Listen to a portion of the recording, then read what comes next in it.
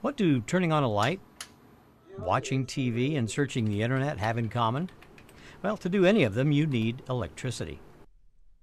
There's so many ways we use electricity every day, you'd be surprised if you took the time to list them all. But where does electricity come from?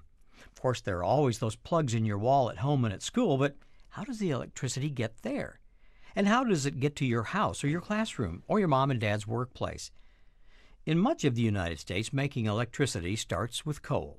Of course, electricity is a form of energy, and energy cannot be created or destroyed, but other forms of energy can be transformed into electricity.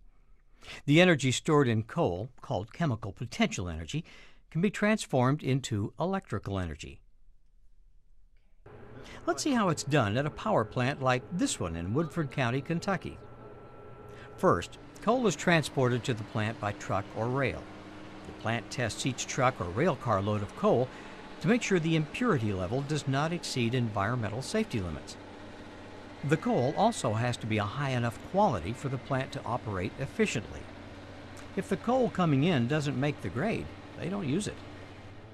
If it passes the tests, it's crushed to a smaller, more manageable size before being transported to the inside of the plant. What you see here is a bulldozer pushing coal into an underground hopper to begin its conveyor belt journey to the crusher. Once inside the plant, the coal passes through a pulverizer, which uses steel balls somewhat larger in diameter than bowling balls to grind the small chunks of coal into fine powder. A blower whisks the pulverized coal into the furnace, or boiler, where it quickly burns and generates heat. Really hot heat. How hot?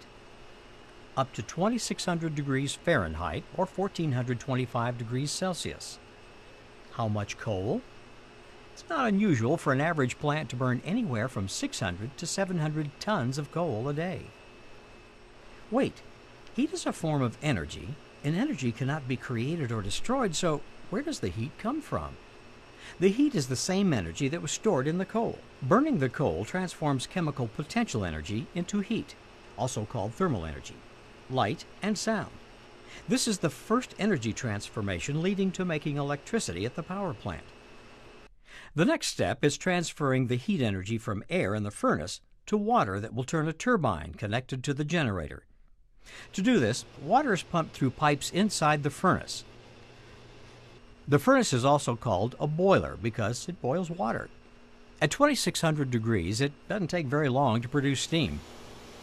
That steam travels through a series of pipes and valves to the turbine, which is similar to a gigantic set of fan blades.